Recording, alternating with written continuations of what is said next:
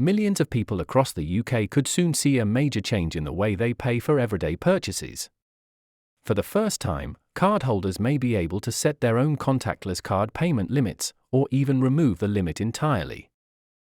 The change has been confirmed by the Financial Conduct Authority, the UK's financial regulator, and it represents one of the biggest shifts in contactless payment rules since the technology was first introduced.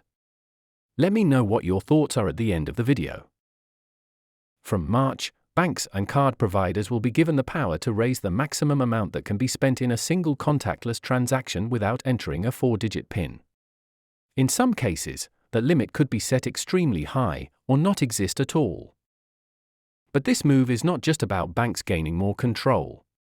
The FCA is actively encouraging banks and payment providers to allow customers to decide for themselves how much they want to spend with a single tap of their card, or to switch contactless payments off completely if they prefer. Some banks already offer this feature through their mobile banking apps, but under the new rules, this flexibility could become far more widespread.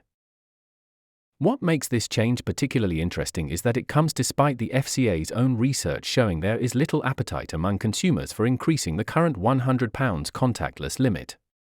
Many people are already comfortable with how contactless payments work today. However, the regulator believes the system is starting to fall behind modern payment habits, especially when compared to smartphone payments.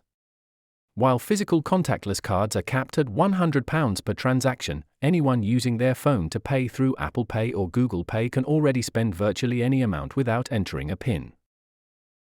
This is because smartphones use built-in security features such as fingerprint and facial recognition, and passcodes, which provide an extra layer of protection.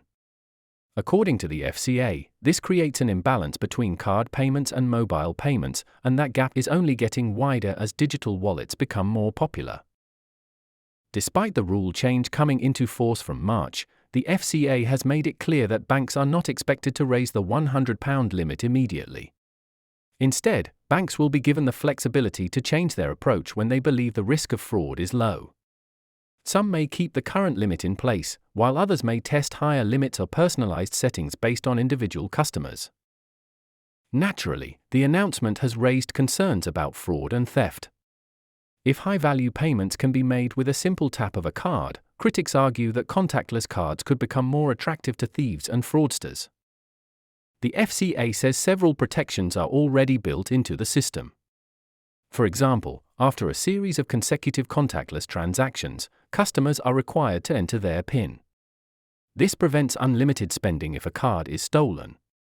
Banks also use real-time fraud detection systems that monitor unusual spending patterns and can freeze accounts quickly if something looks suspicious. David Gill, the FCA's Executive Director of Payments and Digital Finance, has reassured consumers that they would still be protected if fraud occurs. He said customers would get their money back if their card was used fraudulently, just as they do under the current system. Mr. Gill said contactless payments are now the preferred way to pay for most people. While the system works well, he explained that rigid limits can sometimes slow things down as payment technology evolves. The FCA's goal, he said, is to give banks and payment firms greater flexibility where the risk of fraud is low. In practice, this could mean banks setting different limits for different customers based on spending behavior and account history. More importantly, the regulator wants customers themselves to be in control. According to Mr. Gill, the key focus is encouraging banks to give customers the ability to set their own limits, rather than having one fixed cap for everyone. The UK is not alone in moving toward more flexible contactless payment rules.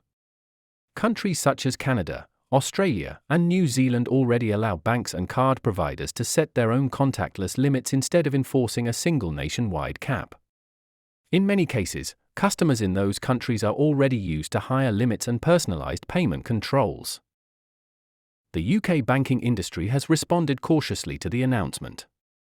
Jana McIntosh, Managing Director of Payments and Innovation at UK Finance, which represents banks, said any future changes would be introduced carefully and would ensure strong security and fraud controls remain in place. To understand how significant this change is, it helps to look at how contactless payments began in the UK. When contactless cards were first introduced in 2007, the transaction limit was just £10. That limit was raised gradually to £15 in 2010, £20 in 2012, and £30 in 2015. During the COVID-19 pandemic, the limit jumped to £45 in 2020 as people were encouraged to avoid cash. In October 2021, it increased again to £100, where it has remained ever since. Now, nearly 2 decades after contactless payments were first introduced, the next evolution could be giving customers full control over how much they spend with a tap of their card. For some people, nothing will change at all. Others may welcome the convenience of higher limits, while those concerned about security may choose to lower their limit or switch contactless off entirely. The FCA says the future of contactless payments is not about forcing change, but about offering flexibility, choice, and control in an increasingly digital economy. If you like this content and want to hear more, please hit the subscribe button and I'll see you in the next video.